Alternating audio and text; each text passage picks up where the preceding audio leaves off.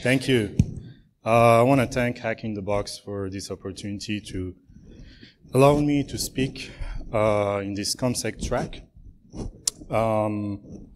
So we will start right now. Yeah, in the trail of WINDSHIFT APT. Just a little bit about myself. I've been doing reverse engineering for the last decade, mostly malware. I've been working with previous companies like FireEye, Symantec. So I've been doing this APT malware for a long time, and this is something very unique, kind of different from what we see usually from commodity APT groups, and hopefully you will enjoy this talk. So let's start about APT myths and definitions before.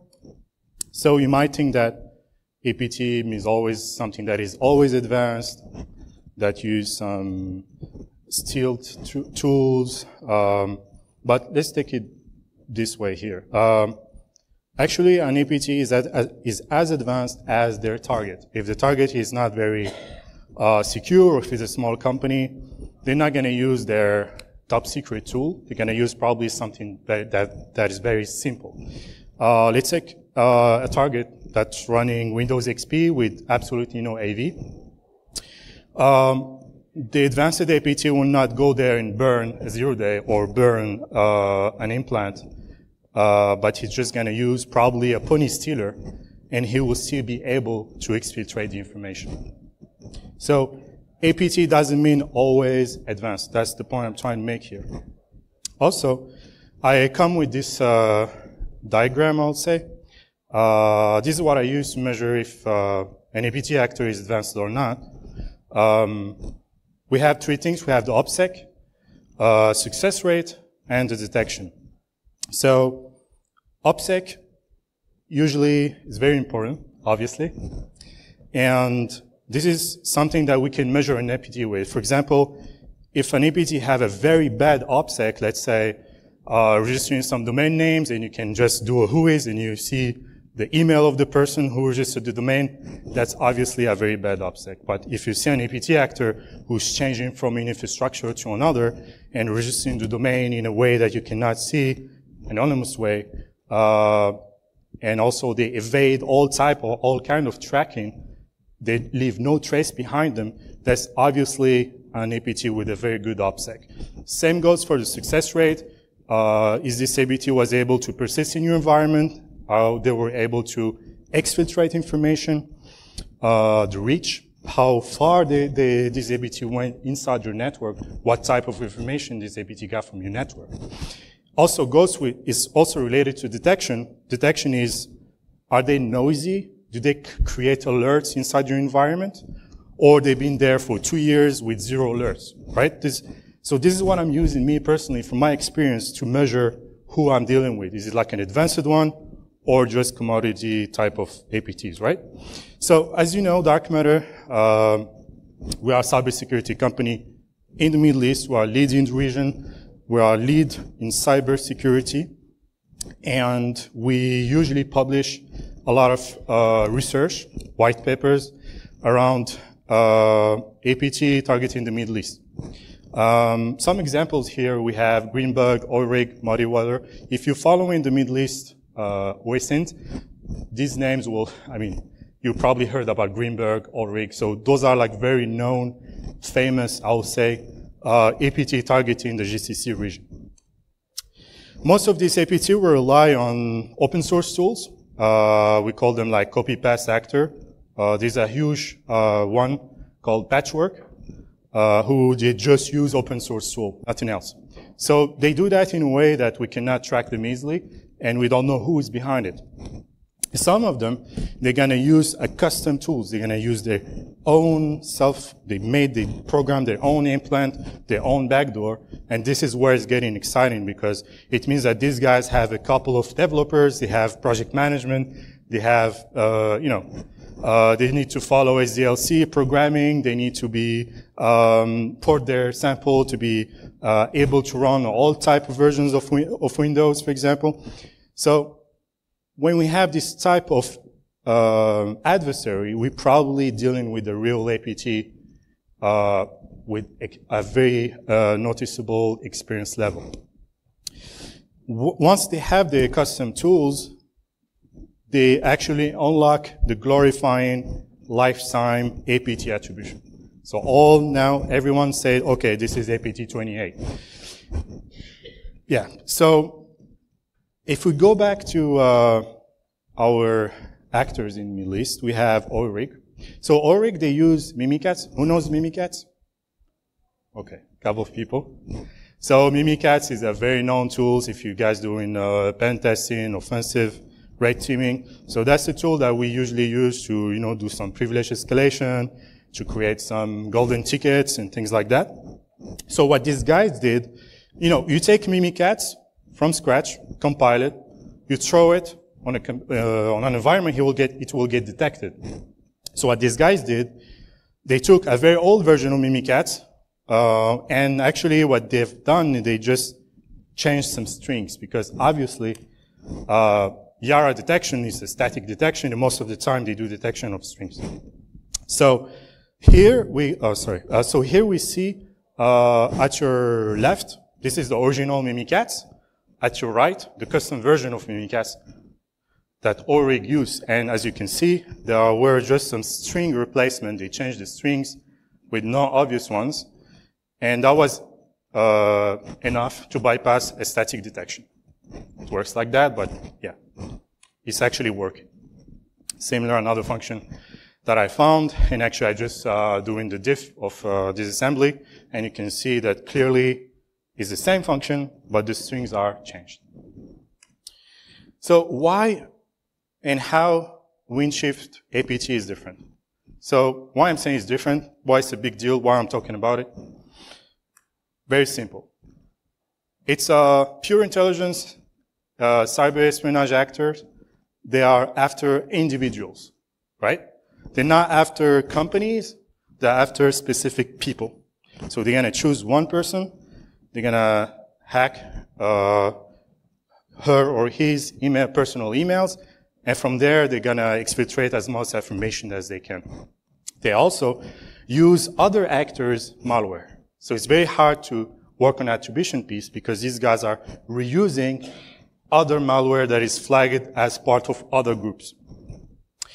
And they rarely directly target with malware. They usually do spear phishing the whole year. And once or twice a year, they're gonna approach someone with a malware and they're gonna try to infect the target. But they take a lot of time to do that. And the fact that they are going after specific individuals and not companies, I mean, that's what helped them stay under the radar for a long time. Because personal computers, usually they don't have security solutions. And even if they have, you just click on block or put in quarantine and that's it. While if you have a trigger in a company, then it's gonna alert the SOC, then you're gonna call the incident response, they're gonna do investigation. So this is basically how they stayed under the radar. Let's talk about the MO.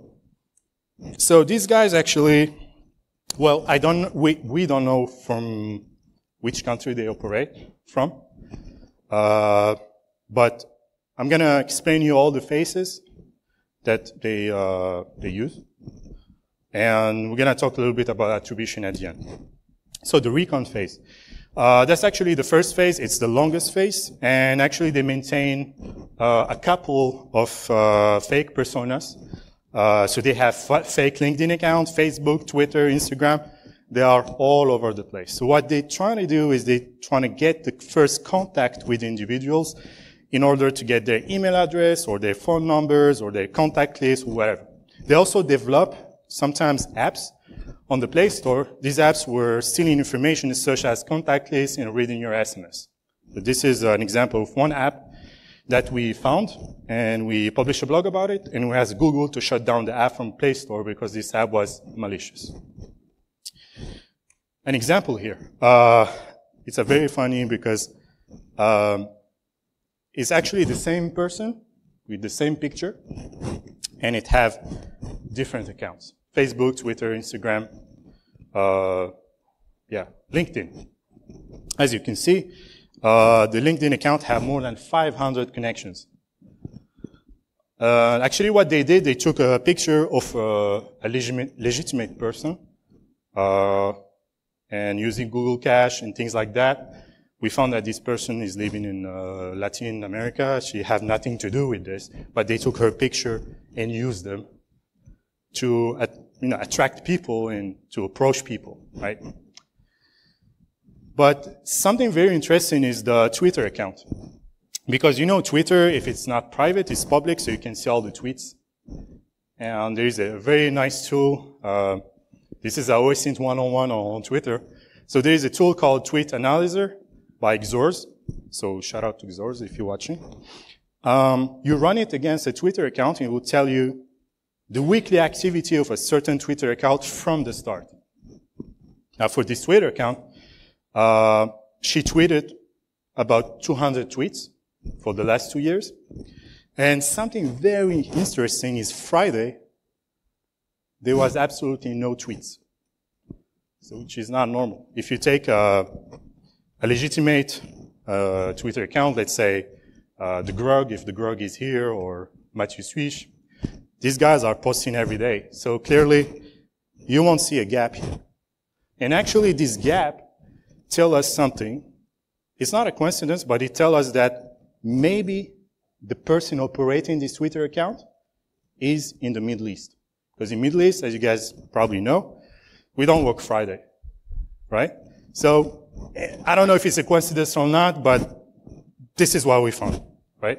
So this is something you guys can do if you're investigating Twitter accounts. Sometimes if the guys are dumb enough, they put the geolocation on their tweets, so you can easily flag on which country they post the tweet. But otherwise, you use stuff like this to obviously see from where these guys are operating. Just an example. Second phase, they actually approach people via LinkedIn. They ask you for an email address, personal email address, Gmail account. And they start sending you emails.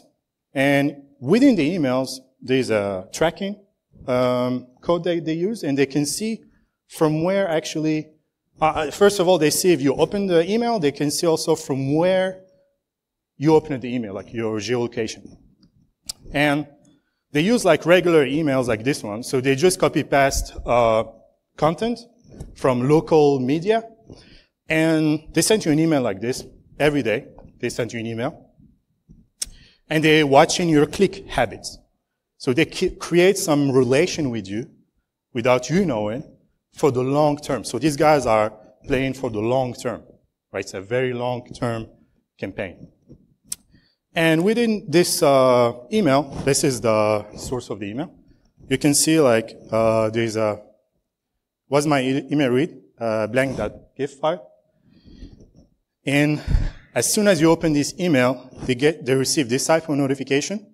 They know your IP address, your user agent, so they know what operating system you're running. And they also know, I just hide it, but they know your location. They know from which country you open the email. It's actually very dangerous because they send in this every day. So basically, every day they know where you're at. It's kind of some type of tracking that is very dangerous. After that, they move to the credential harvesting. So what they do, once they build this relation with you, once you know they always send you emails, sometimes they're going to send you an email telling you that your password, you need to change your password, regular spear phishing. But they do it in a certain way that is very targeted and very legitimate. I mean, it's very hard to detect if it's a fake email or not. And they also use domains where they host their spear phishing platform. They register domains with Freenom. So Freenom is a free service. You can just go there and register an email. And as soon as they register the email, the spear phishing, they shut down in one day. Like basically, they register a domain, point it to the spear phishing platform. They wait for 24 hours and they shut down the domain. They create another one, which make them very hard actually to detect by spam hosts or, those spam filtering engines. They also use legitimate SSL certificate. So they go and they buy, actually they either use free SSL or Let's Encrypt, or they even buy real Comodo certificates. An example.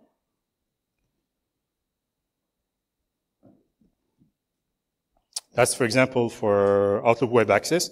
So they send you this email with your real email address. Here it's configurable, so they can put your real email address and tell you, hey, your account got compromised, blah, blah, blah, change your password.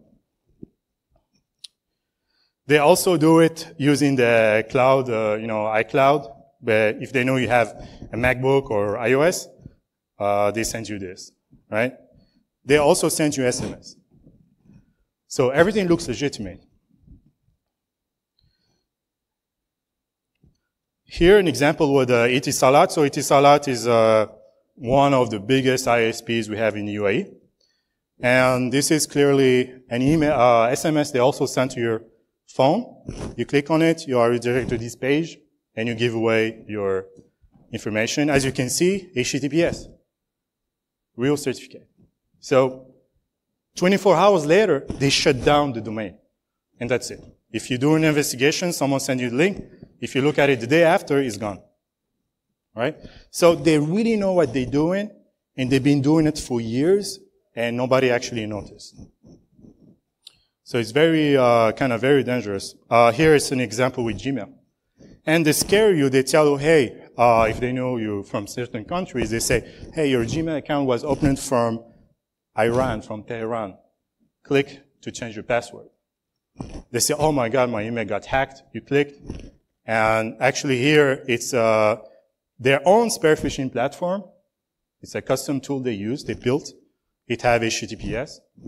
And here they put automatically your email with the base64 in URL. So you can clearly see the type of, it's a kind of advanced type of spear phishing. It's not something that you can easily flag.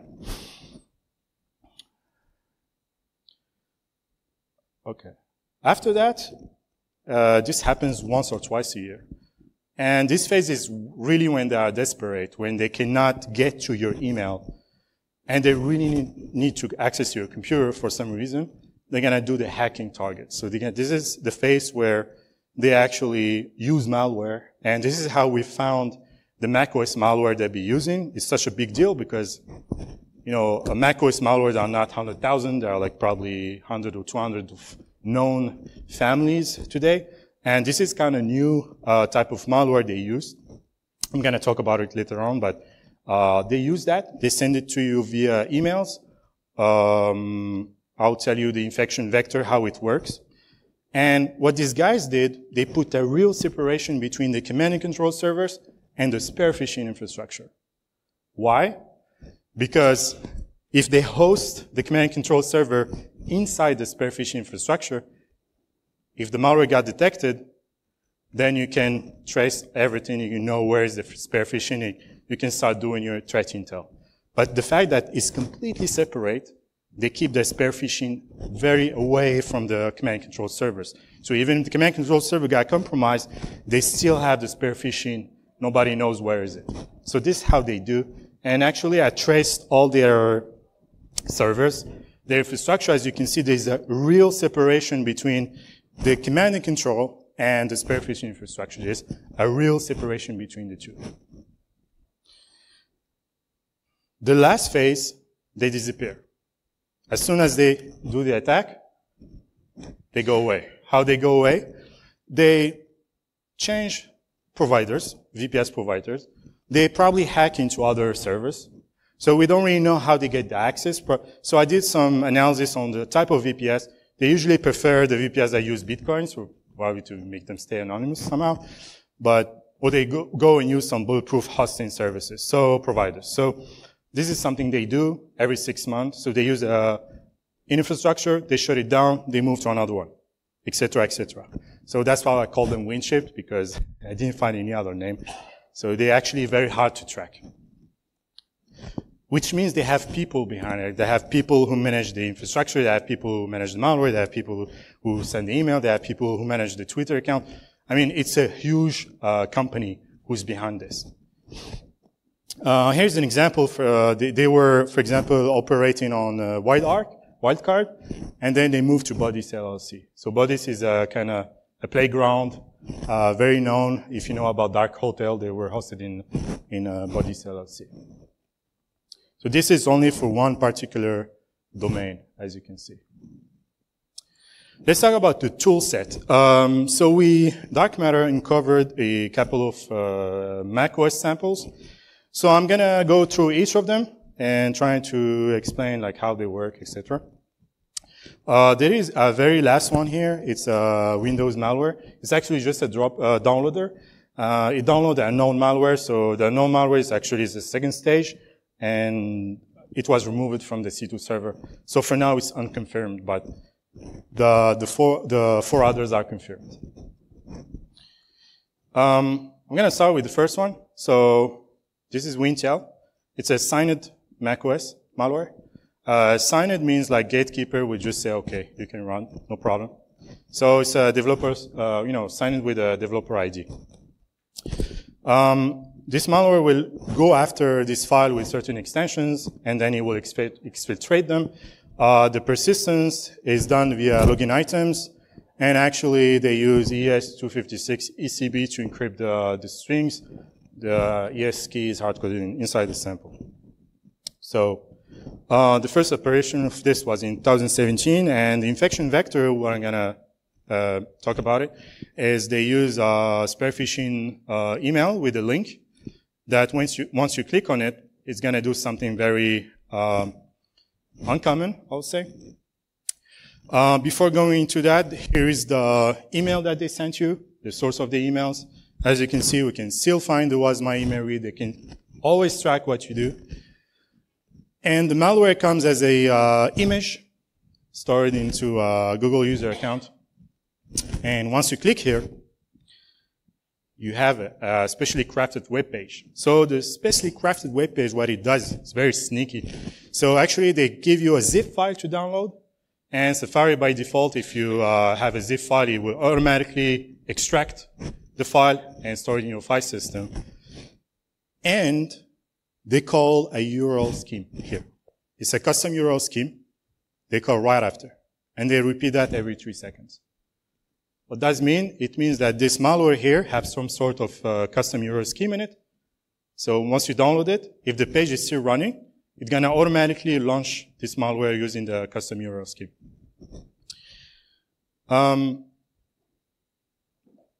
The thing is, they did a little typo on the URL scheme. So thankfully, the attack didn't work because it was here open URL. They missed the L, and it didn't work.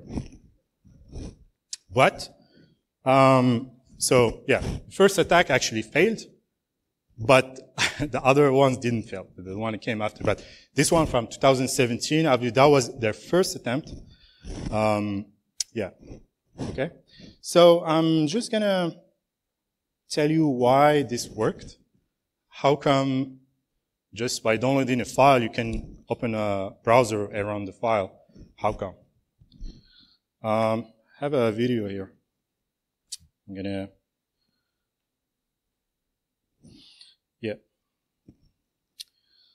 So actually there's something called Launch Services Database. So launch service database is a daemon that runs. They have a launch service, it's a daemon, and actually as soon as you see a new file, it's going to store all the information about the file, including the custom URL scheme. Whether the current user is admin or not admin, the custom URL scheme will get stored inside the launch service database. So here, just showing that it's not an admin user, it's a normal user. And there is a binary called ls register on Mac. This binary will just dump the launch service database. Yeah. So as soon as you find it, because actually it's in a path somewhere, so I always do a find command. I can't remember the path. So now I'm going to dump. So it dump all the launch service database. I'm looking for the custom URL scheme. Didn't find it. Now what I'm going to do is I'm going to just put the malware inside the share. I'm just going to browse through it. nothing else. So I browse to it, that's the malware. Do again, here you go. It registers itself to the launch service database without any user interaction. And yeah, it's signed, so here we're checking just a signature of this malware. As you can see, it's signed with a Apple developer certificate. Problem with this is now we're gonna do as the web page, we're gonna run our browser and just type in the custom URL scheme. And you will see the malware will just launch itself. You can put whatever you want to put there. You have a user consent pop-up that will tell you, are you sure you want to run this file? And you open, say yes. So the name of the file is controlled by attackers. So if the attackers name the file as Safari or Mail, most of users will get tricked and they click on yes. So here it's running. So yeah, that's actually the technique they use. So on Windows, this is not possible because on Windows you want to create a custom URL scheme. You need to be admin. You need to be admin to add a custom URL scheme, and you need to do it by hand. You need to add a registry key under HK class root. You need to add a key there, and you need to be admin. But on Mac, you don't need to be admin. So that's actually the technique they use. Yeah.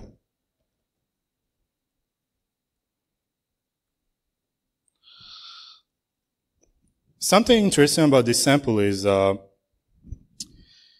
it looks like one of the samples from 2012, which is surveillance malware. So I went all these samples from 2012. Actually, I found some code reuse. So the code that was reused here was a function helper function that was the last 8 bytes of a file. And I found the exact same function on this new sample, which is a sign of code reuse. It means this guy, for some reason, they got access to the source code of a malware from 2012. And the malware from 2012 was, there was an attribution by Norman Group, and they said this is part of Operation Hangover, or APT Security, which is an Indian company doing offensive type of work. But it's from 2012, and actually these companies closed the business. It doesn't exist anymore. But these guys have this sample, they have the source code, they modify the source code, and they reuse it again to hack into governments. So it's kind of unusual, I would say. WINDTAIL is a second variant. This one is very simple. They just send it as an email attachment. That's pretty much it. It has similarities with SOFACI APT. You know, there's a complex OS6 malware they used. And this one, they actually used a reachability framework to test if Google.com can reach to Google.com. It's a way to test if the internet connection is working. Actually, they use the exact same technique here in this sample, which is kind of strange. And complex OS6 are being hosted in AutoHost BV, which is a provider in Netherlands. And actually, Hangover 2 was hosted within the same provider in 2012. So we probably start seeing something right now, but there's clearly a relation between the two somehow. So we have WINDTAPE. So WINDTAPE is another malware, but this one takes screenshots of the user. So basically, it's downloaded by WINDTAIL, the previous sample. That's the HTTP request. Downloading the WINDTAPE. So WINDTAPE, what it does, takes screenshot, send the screenshot to the C2 server, remove the screenshot, and repeat. That's what it does. So it's constantly taking screenshot of your desktop and sending the image to a C2 server. It's kind of funny because we found some classes written in Farsi, so Farsi Persian language. We found, for example, Goli. So Goli in Farsi means flour, and Namak means salt. So it's kind of very strange that we found these name classes written in Pharisee. So it looks like someone trying to, work on kind of false attribution or make us believe that some Persian-speaking actors are behind this. The string encryption for this one was just using DES with an IV. So I just wrote the Objective-C using CC-Crypt to decrypt it. A small demo showing this actually malware taking screenshots. Wait, full screen. Okay. What?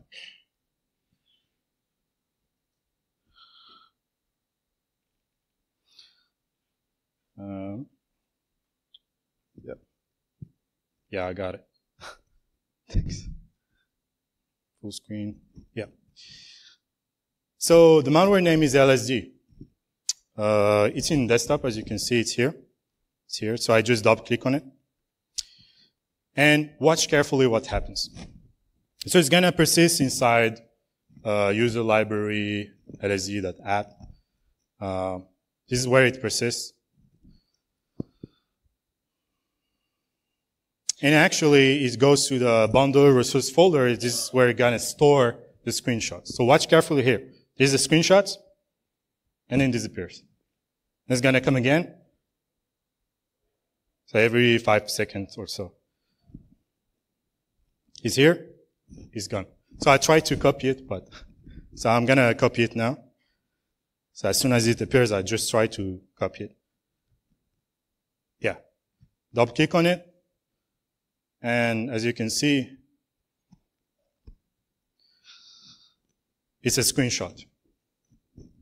So what happens with this screenshot actually is, I'm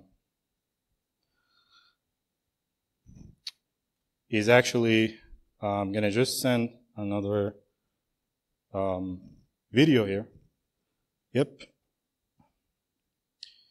And you'll see that the screenshot is actually sent to the C2 server right away, and then it's removed. So it's kind of a big deal because we never see something like that till now. Like, no other malware does this, so it's kind of something new actually. And also, people need to see this in real life so they can understand the impact of this. So as you can see, all these post requests are all sending the picture, as you can see, to the C2 server. All right?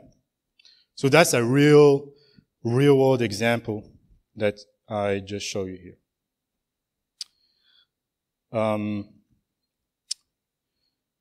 One last note about this macOS malware, they all use hard-coded ES key using UTF-16 Little Indian. So not UTF-8, UTF-16.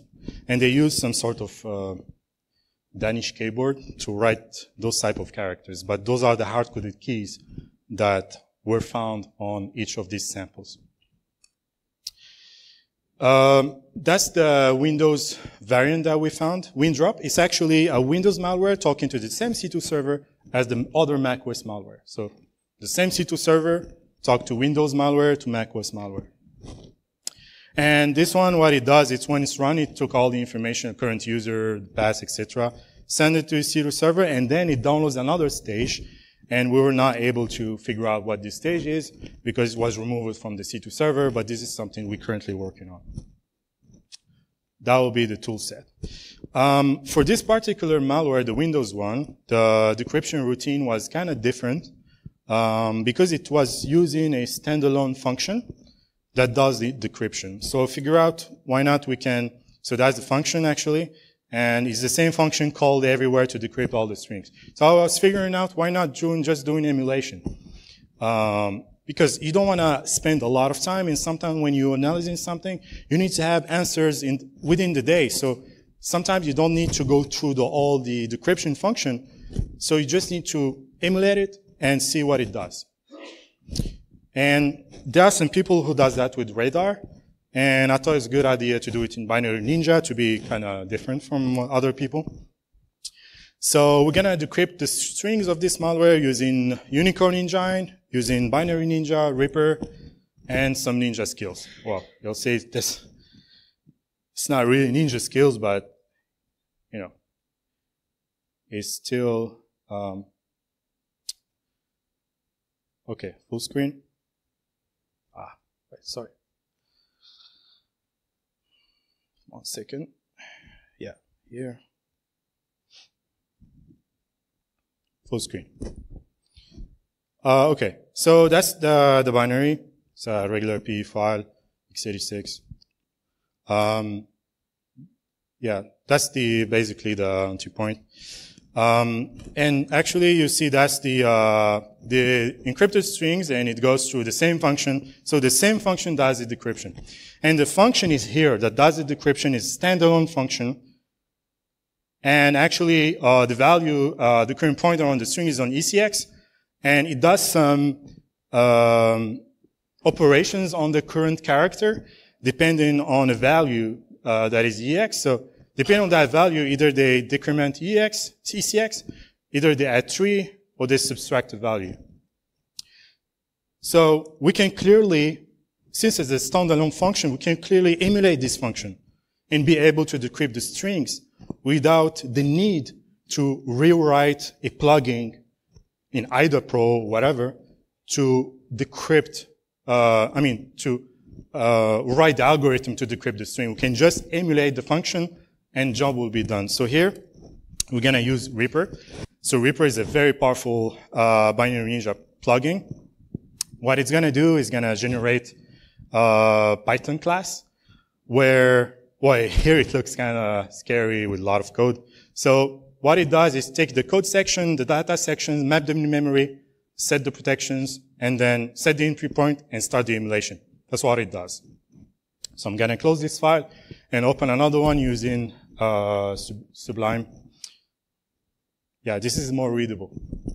So as you can see, you have the code section, data section.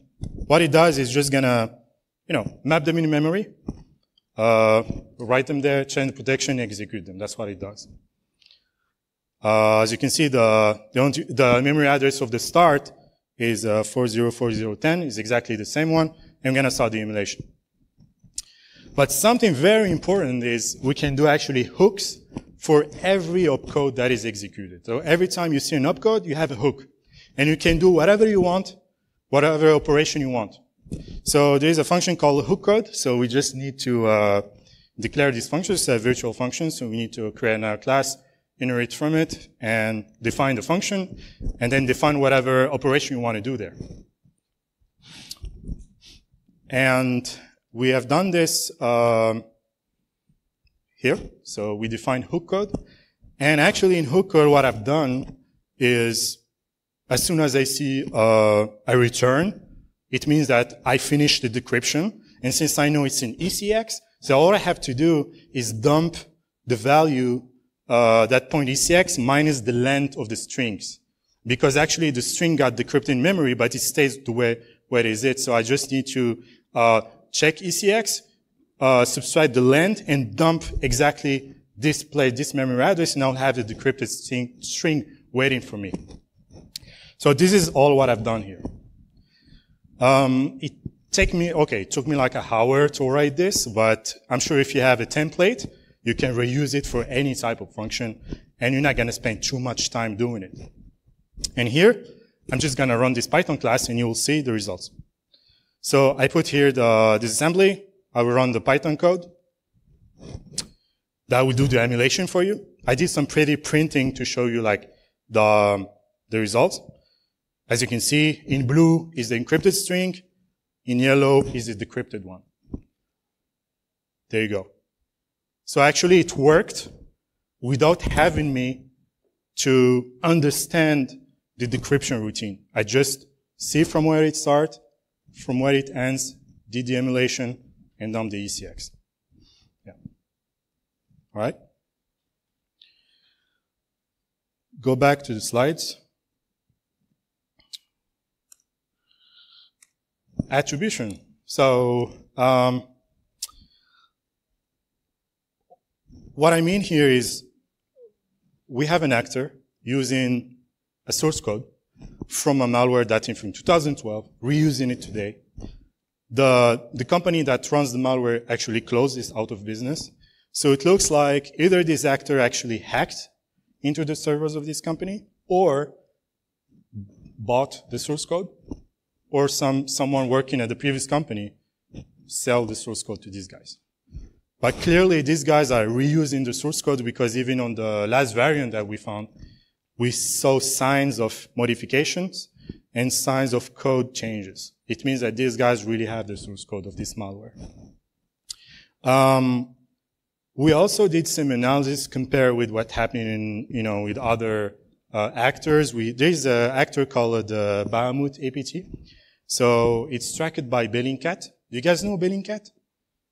So if you do threat intel, cyber espionage, you know who is Bellingcat, Citizen Lab, Bellingcat, all these guys, they're doing great stuff.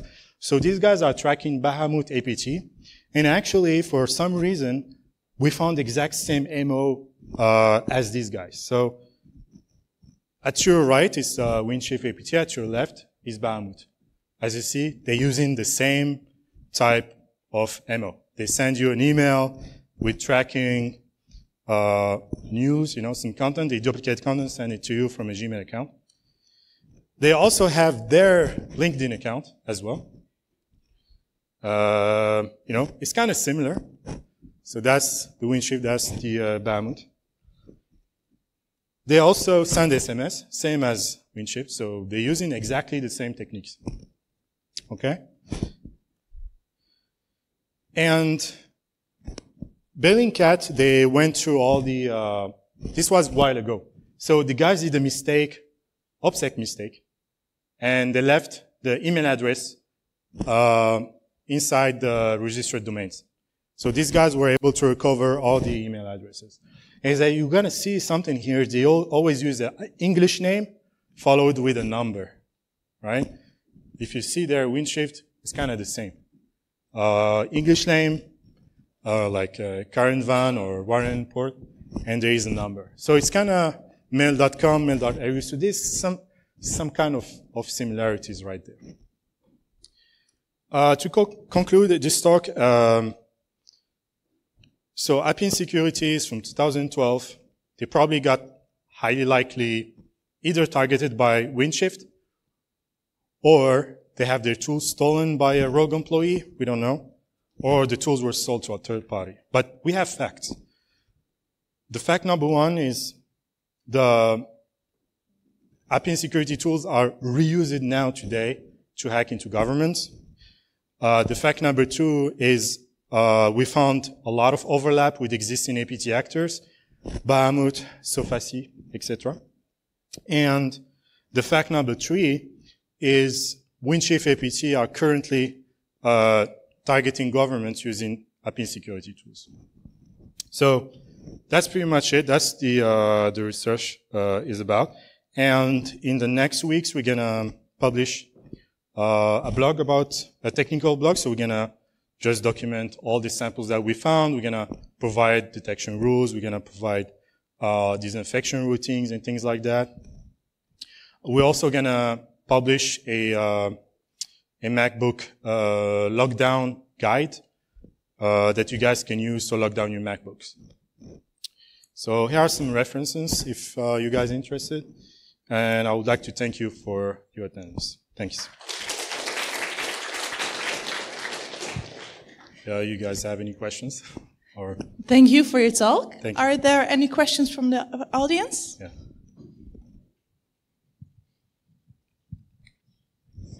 Hi, my name is Kiaming. I want to ask, for the sample that was taking the periodic screenshots, was the traffic, it went on to show the Wireshark traffic, right? Was the traffic It was encrypted? detected. Oh, was it encrypted? No, actually the beacon was hard-coded in the sample, and the sample that was sent was a zip file. So there was absolutely no encryption at the network level. So the screenshots were sent in clear text. The download second stage was downloaded inside the zip file. That's all. So, and the files that are exfiltrated are sent inside zip files. So they send a zip file. Okay, thanks. Yeah, no encryption.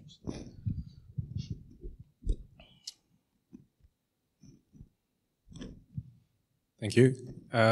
My question was about, so you said that these guys only operate once or twice a year. I mean, they try and compromise someone once and twice a year, and the period in which they plan the attack is, is measured in years, like 1 to 2 years. And you also said they target individuals and they don't target companies. Yeah. So it's easy enough to understand why these groups attack companies. There's a lot of value to get from these type of attacks.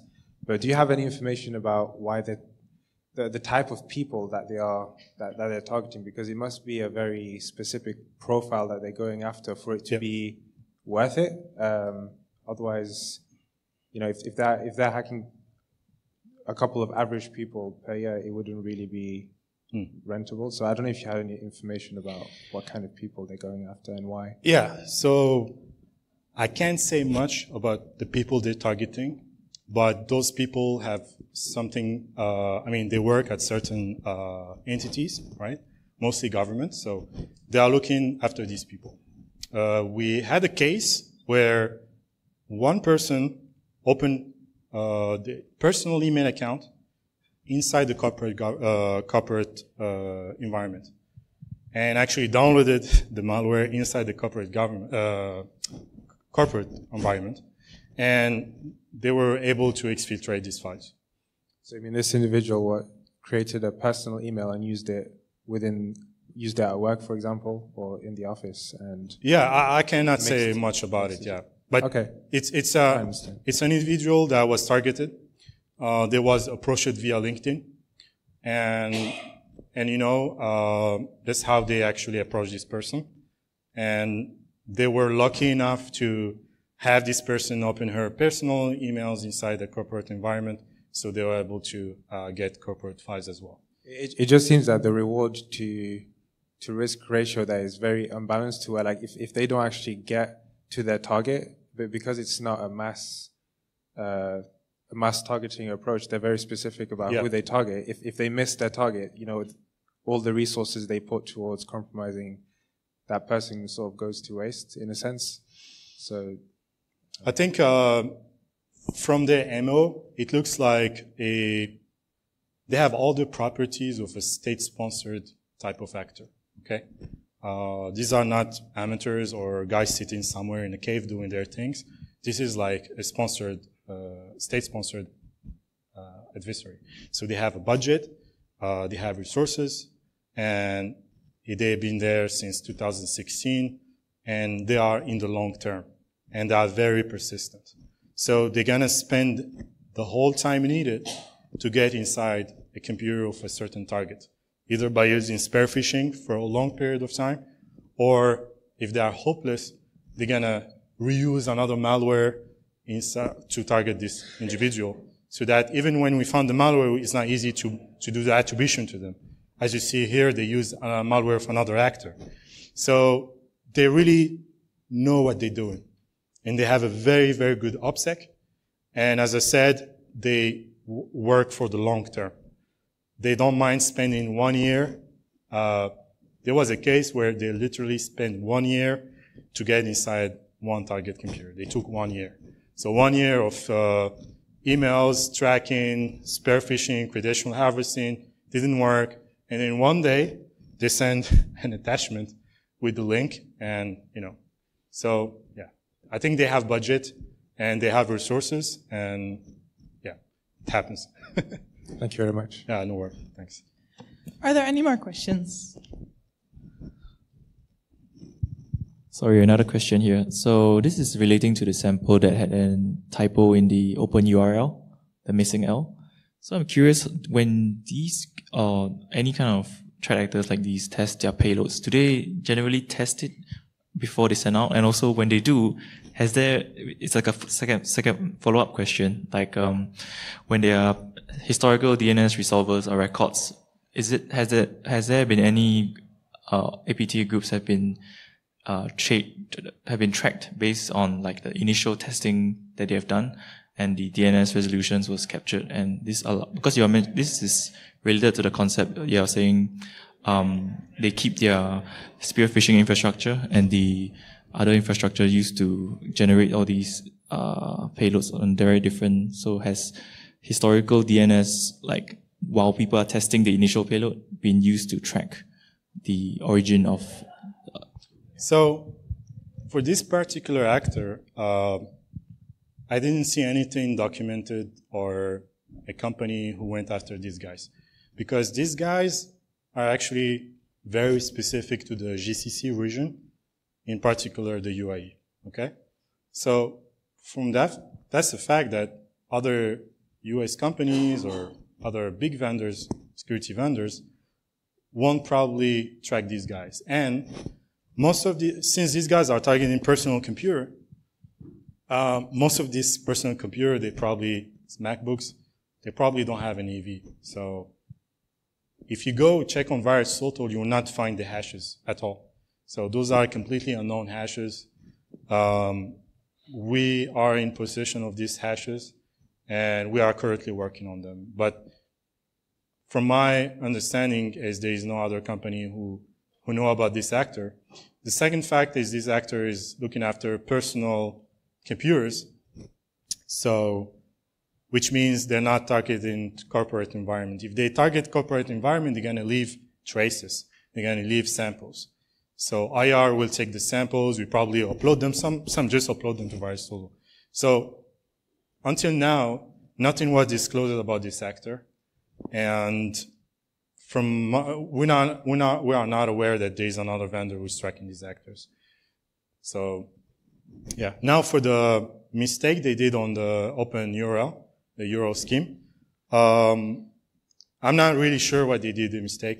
It happens because sometimes they work on under pressure. For example, somebody told them, okay, we need to send an email right now without even testing anything. They probably did a mistake there.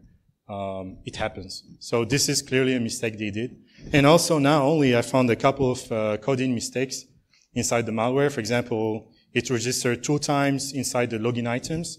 It's supposed to be doing only 1 time. Why? Because in the entry point, they put the persistence routine inside the entry point. So when the malware runs, copy itself, runs a second time, it persists a second time. So there were a lot of programming mistakes. But the malware that it's from 2017, the version, the WINDTAIL B from 2018, is a complete rewrite. And they clearly did a lot of progress. And now the sample they have now with the LSD, the one who takes screenshots, are working perfectly. They don't have any mistakes in their code so far. Are there any more questions? Yeah. Sorry, just now you have hidden that URL, so I couldn't see the URL. Did they is this attacker use any kind of typo squatting domains to redirect the users? Sorry? Typo squatting domains? Cookies? No, it's a typo squatting domain where like something like is google.com they change it to googles.com. Oh, yeah. So domain typo squatting. Yeah. Yes. They do this a lot. Yeah. All the domains they do are domain typo squatting. So they're gonna use like Google with 2 L's or dash or whatever, and they do that a lot. They do that, of course, victims will not pay attention, so they will just click. So this is what they do. And this is very common in the Middle East. APT actors, they use a lot domain typo squatting. In terms of copyright, we're having challenges as well to take down those domains. So what we have done for this particular case, all these malwares were talking to 2 domains, and we actually took down the domains to work with the TRI, for example. So we blocked the access to these domains, and also we used that to identify who are the other victims, the way how we did it. So we focused on the malware command and control servers, because those are in priority more critical, because they are responsible for exfiltrating information. So the first thing we did is we shut down these 2 domains, and we worked with TRI to see who are other, individuals who are targeted, and we actually currently working on an investigation on this. Just me. Yeah, you're welcome. Okay, that's all the time we have. So if you have any more questions or follow-up questions, please do not hesitate to ask him afterwards. Thank you again, Taha. Thank you.